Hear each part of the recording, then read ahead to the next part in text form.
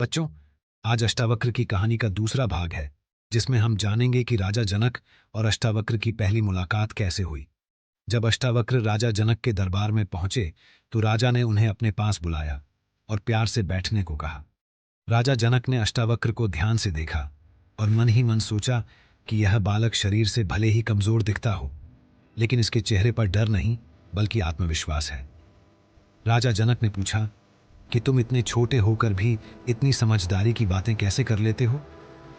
तब अष्टावक्र ने शांत स्वर में कहा कि ज्ञान उम्र या शरीर से नहीं आता, बल्कि सही समझ से आता है। यह सुनकर राजा जनक मुस्कुराए और बोले कि तुम्हारी बातें किसी बड़े गुरु जैसी हैं। फिर राजा ने पूछा कि तुम हमारे दरबार में क्यों आए हो? अष्टावक्र ने बिना झिझक कहा कि मैं अपने पिता आर्षि कहोड़ के लिए न्याय मांगने आया हूं। यह सुनकर राजा जनक गंभीर हो। अष्टावक्र ने बताया कि उनके पिता शास्त्रार्थ हारने पर नदी में डुबो दिए गए थे और कई वर्षों से किसी को नहीं पता कि वे जीवित हैं या नहीं।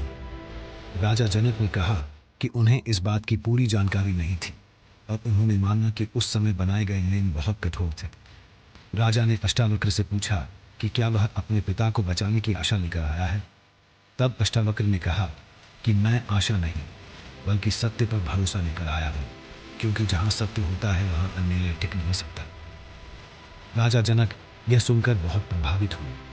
उन्होंने दरबार में बैठे सभी विद्वानों से कहा कि इस बालक की हर बात ध्यान से सुनी जाए, क्योंकि कभी कभी सच्चा ज्ञान छोटे रूप में सामने आता है।